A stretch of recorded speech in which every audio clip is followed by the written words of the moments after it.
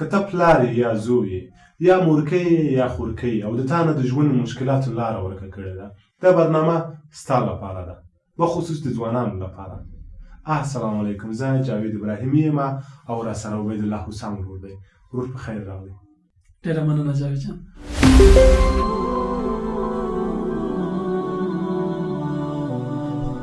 مونږ به په دې برنامه کې د ماشومتوب نه تر بوډاتوب پورې په ټولو مواردو عبیدالله حسام نه اورو د اسلامي شریعت په رڼا کې. د دې برنامې نوم خوشحاله ژوند دی. څنګه کولی شو یو خوشحاله ژوند ولرو؟ راځئ تر ټولو لومړی د عبیدالله ورور نه دا پوښتنه وکړو چې د دې برنامې نوم ولې خوشحاله ژوند؟ عبیدالله ورور ولې خوشحاله ژوند؟ ډېره زیاته مننه جاوید جان. اعوذ بالله من الشیطان الرجیم، بسم الله الرحمن الرحیم، الحمد لله رب العالمين والعاقبة للمتقين والصلاة والسلام على خير خلقه محمد وعلى آله وصحبه أجمعين، أما بعد. ومن آياته أن خلق لكم من أنفسكم أزواجا لتسكنوا إليها. جاوید جان، په ژوند کې د هر کار لپاره چې تاسې پیلوئ، لومړی باید انسان چمتوالی ولري، باید دغه پروګرام لپاره دغه څه چې دی پیلوي آمادګي ولري. مثلا که ته غواړې موټر چلوونکی واوسې، ته باید یوه ښوونیزه دوره چې په هغې کې مهارتونه دې لوړ شي،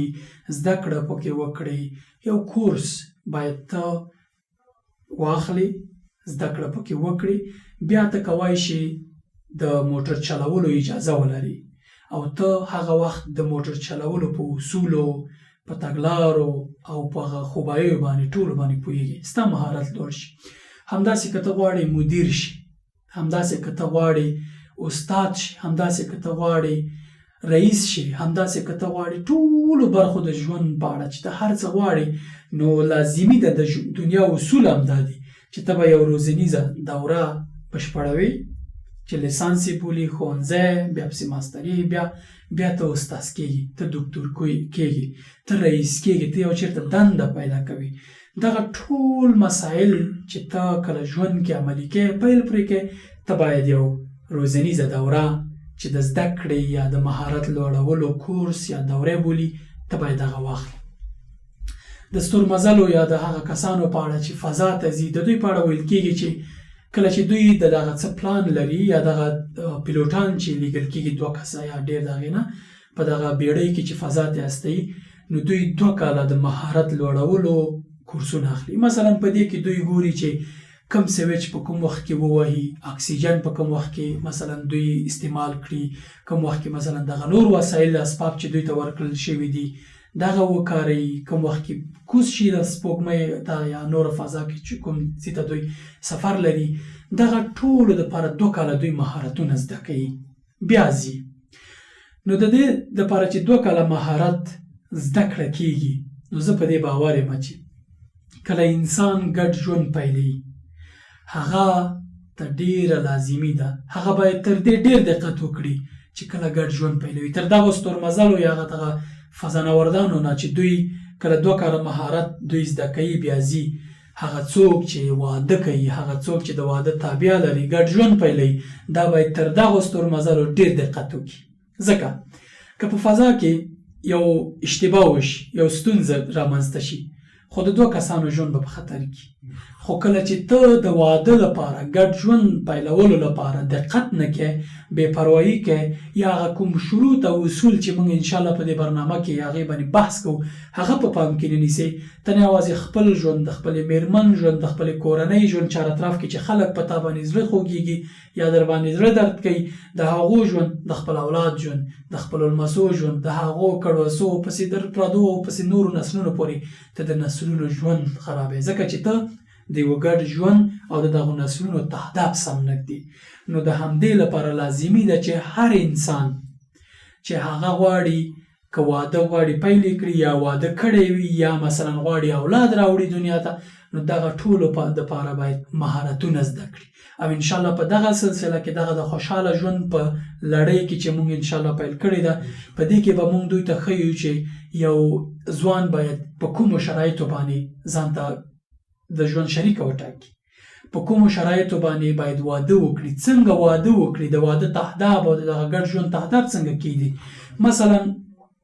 کله چې دوی واده وکړه بیا وروسته له واده نه زموږ د خپرونې دویمه مرحله کې راځي چې ګډ ژوند څنګه وکړي، مثلا په کومو اصولو باندې څنګه نکاح وکړي، څنګه په کومو شرایطو باندې یوه مېرمن وټاکي یا یوه نجلۍ په کومو شرایطو باندې میړه وټاکي ځان ته، کوم صفات باید ولري، له څه نه باید ډډه وکړي، څه احکام دي، واده په کومه مرحله کې واجب دی، په کومه مرحله کې سنت دی یا فرض دی یا حرام دی، حتی دغه ټول باید دوی زده کړي. بیا وروسته زموږ سلسله کې انشاءالله دا راځي چې اولاد څنګه وروزو. موږ به د ژوند ټول اړخونه په دې برنامې کې رانغاړو. مثلا یو ځوان دی، دی سرګردانه دی، څنګه واده وکړم، شرعي واده څه ډول وي، په کوم اصولو باندې، د ښځې په ټاکلو کې کوم شرایط او کوم صفات په پام کې ونیسم، آیا دینداري، آیا مال، آیا ښکلا، آیا بل دا واده څه ګټې لري، ولې باید واده وکړو، د واده معنوي ګټې، مادي ګټې، روح ته سکون ته ګټه څه ده، ژوند ته ګټه څه ده، د شخصیت ته ګټه څه ده، ټولنې ته ګټه څه ده، اسلامي امت ته ګټه څه ده، دا او نور ډېر دغه ورته مسایل. ترڅنګ بیا کله چې دغه واده مرحلې نه واوښتو چې یو سړي واده وکړو یا مثلا له وړاندې واده کړی دی، بیا به په دې غږېږو چې ګډ ژوند څنګه وکړو، ښځه کوم اصول په پام کې ونیسي، میړه کوم اصول په پام کې ونیسي چې د دوی خوشحاله او نیکمرغه او هغه ژوند دی چې الله پاک یې غواړي. په کومو شیانو د دوی ژوند منځ کې جنجال راځي، شیطان په دې کې څومره رول لوبوي، کوم ټکي په پام کې ونیسو چې زموږ نیکمرغه ژوند دی، کوم حق ښځه په میړه لري او میړه په ښځه لري، اولاد، ورپسې بیا وروسته دغه ښځه او میړه ګډ ژوند په اړه ډېر مسایلو باندې بحث کوو چې انشاءالله د ټولو انسانانو چې دغه برنامې اوري د دوی په ژوند کې به مثبت بدلون راځي. ورپسې د ماشومانو روزنه، اولاد څنګه وروزو، ولې وروزو، امت ته، ټولنې ته، کورنۍ ته ګټه څه ده، په کومه شرعي طور باندې دغه خپل اولادونو روزنه، سالمه روزنه دغه ترسره کړو چې بیا موږ وکړای شو چې کله دغه اولاد روزنه موږ بحث پې وکړو او موږ ښه اولادونه وروزل، بېرته زموږ خپرونه راځي عین تر هغه ځوانه پورې چې پیل کړې وه، یعنې موږ د ژوند ټول اړخونه راسنجوو یا رانغاړو په دې برنامه کې. بدلون زموږ اصلاح، زموږ تغییر د دې ځای نه پیلېږي چې زه ځان بدل کړم، خپل کورنۍ بدل کړم، ګډ نظام اولاد سره کار وکړم، بیا سیمه کې کار وکړم، د هېواد په سطحه کار وکړم او بالاخره اسلامي امت ته زما ګټه رسېږي. موږ بدلون باید له دې خوا پیل کړو، له صفر نه پیل کړو، امت طرف ته لاړ شو. که موږ داسې کوو چې له امت نه را شروع کوو، غټې غټې کوو او بیا راځو، اخر کې به هېڅ نه وي. انشاءالله په دغه خپرونې کې به موږ په دې غږېږو چې کوم اصول دي، کوم بنسټیز کارونه دي چې هغه وکړو تر څو سعادت ته ورسېږو. سعادت د خوشحالۍ او د نیکمرغۍ د آخري مرحله ده چې په قیامت کې به هم انسان سعادت ولري، یو لذت دی او سعادت دی. موږ به په دې برنامې باندې کوشش کوو انشاءالله د سعادت تر پولو ورسېږو انشاءالله. دوستانو، موږ او تاسو په داسې یو اجتماع کې ژوند کوو چې زموږ او تاسو ورور غواړي شاهرخ خان شي، زموږ او تاسو ورونه غواړي چې کوم شیان چې په سریالونو کې لیدلي وي همداسې ژوند ولري، همداسې خوشحالۍ ولري. دوی هغه شی غواړي چې کومې په تلویزیونونو کې لیدلي دي، خو نه پوهېږي چې موږ او تاسو مسلمان ځوان یو. باید په اسلامي شریعت ځان سنبال کړو د خانوادې د هر لحاظه. انشاءالله په ټولو مواردو به د عبیدالله حسام نه زره زره پوښتو او داسې یو خوشحاله ژوند چې هم په دې دنیا مونږ خوشحاله وو، هم الله جل جلاله خوشحاله وي، او هم انشاءالله چې د زمونږ او تاسو ځوانانو بخصوص د ځوانانو لپاره به ډېره ښه برنامه وي. عبیدالله ورورکۍ یو ځوان یا بابا یا مورکۍ یا خورکۍ یا هغه څوک چې غواړي واده وکړي دا خپرونه ونه ګوري، توان به څه وي. جاوید جان، زموږ او ستاسې ډېرو کورنیو کې چار اطراف کې وینو، په کلیو کې، په سیمو کې، په اسلامي نړۍ کې د طلاق تر پولې رسېږي، جدایي رامنځته کېږي، د کورنیو ترمنځ دښمني رامنځته کېږي. پوهېږي ولې؟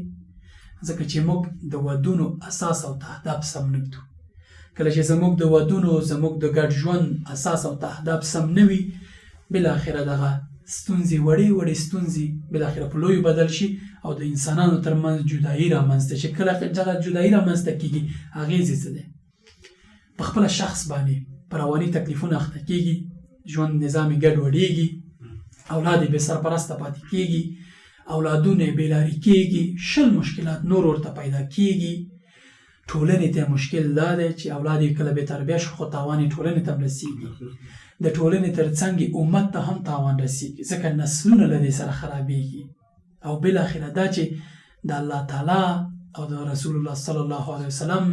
دغه مسیر نه چې دوی ورته ټاکلی دی دوی نه خبره پاتې کیږي او که دا خپرونه دوی وګوري انشاءالله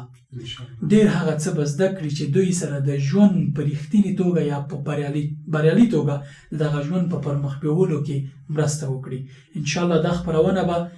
هغو کورنیو ته ډېره ګټوره وي چې کورنیو کې ستونزې دي جنجالونه دي نه پوهېږي چې بالاخره دا ستونزې څنګه حل کړي موږ ته په فیسبوک کې تا ته هم کېدای شي ډېرې پوښتنې راغلي په یوټیوب کې په واتساپ کې همدا پوښتنې کېږي چې والله ویې اورئ زړه به مو درد وکړي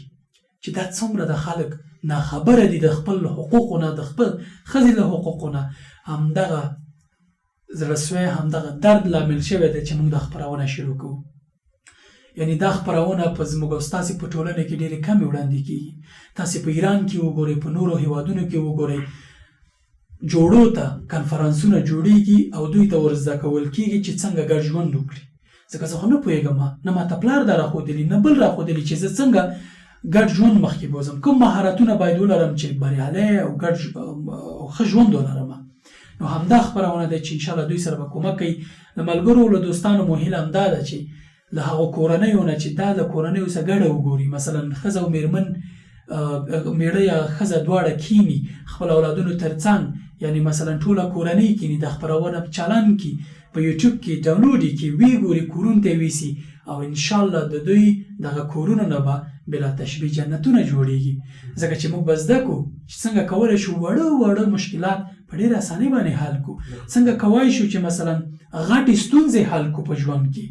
او زموږ ژوند هغه ناخوالې چې پکې کومې دي هغه حل شي په ډېرو وړو کارونو په ډېرو کوچنیو تګلارو باندې چې شریعت موږ ته ټاکلي دي عصري ژوند کې موږ پرې پوهېږو انشاءالله دغه مهارتونه به دوی زده کړي انشاءالله حسام صاحب مننه کوم که تاسو دا راته ووایئ چې په شریعت کې د واده ارزښت څه دی ولې یو انسان باید واده وکړي جاوید جان د امریکا 15 لویو ستونزو کې یوه ستونزه دا ده چې کورنۍ نه لري یعنی کورنۍ پکې کمی دي کورنۍ نظام پکې له منځه تلو له ګواښ سره مخ دی ځینې اروپایي هیوادونه شته دی چې د دوی نسلونه له ورکېدو سره مخ دي یعنی دغه هیوادونو کې به 1 کال 2 کال 15 کال 10 کال وروسته نسل بیخي نه وي د دوی اصلي نسلونه کډوالو نه به ډکي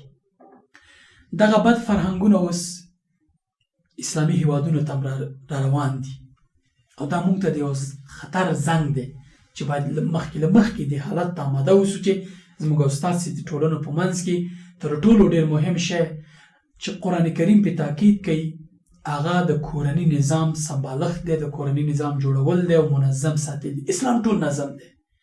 په قرآن کریم کې 140 آیتونه دي چې د کورني نظام د ښځې او میړه ګډ ژوند د طلاق د نکاح د عدت د نفقې د میړه او ښځې نفقې دغو شیانو باندې بحث کوي 140 آیتونه دا د دې موضوع په اهمیت دلالت کوي چې باید قرآن کریم هر ځای یې ویلي چې وانکحوا فانکحوا یا نور آیتونه ترڅنګ د رسول الله صلی الله علیه وسلم په حدیثو کې ګڼ حدیث شته دی چې ابواب دي چې د کورنۍ د نظام په اړه حدیث دي سپارښتنه ده چې واده وکړي یا معشر الشباب من استطاع منکم الباءة فلیتزوج ګڼ ځایونو کې رسول الله صلی الله علیه وسلم ځوانانو تشویقوي چې واده وکړئ د اسلامي فقه په اړه که وغږیږو 4 برخو باندې ویشل شوې ده لومړی عبادات دي لکه زکات حج لمونځ کلمه او نور دغه شعائر عبادات ورپسې معاملات دي راکړه ورکړه تجارت دغه شی درېیمه برخه قضا ده مثلا سیاست اسلامی سیاست جرم جرایم او هغه نور مسائل څلورمه برخه کورنۍ نظام دی چې احوال شخصیه ورته وایي یا فقه الاسره کورنۍ فقه د فقه څلورم کې یوه برخه د واده د نورو مسایلو باندې دلالت کوي اسلام دغه ټولو ته په کتو اسلام د کورنۍ نظام په پیلولو د نسل په زیاتولو او د اسلامي امت کې د ودونو پر اهمیت او ارزښت باندې ډېر سخت ټینګار کړی دی قرآن هر ځای کې وایي چې واده وکړئ احادیث په ګڼو ځایونو کې په دې دلالت کوي چې واده وکړئ. نو دې ته په کتو باندې اسلام د واده پر کولو او په شرعي ډول واده په کولو باندې پوره ټینګار کړی او لوی ارزښت لري چې موږ باید ورته پام وکړو. حسام صاحب مننه. دوستانو دا و زموږ نننۍ خپرونه. انشاءالله په بله برنامه کې به تر دو نور مهم او جالب معلومات تاسو ته وړاندې کیږي. تر بلې خپرونې په لوی او مهربان الله سپارم. السلام علیکم.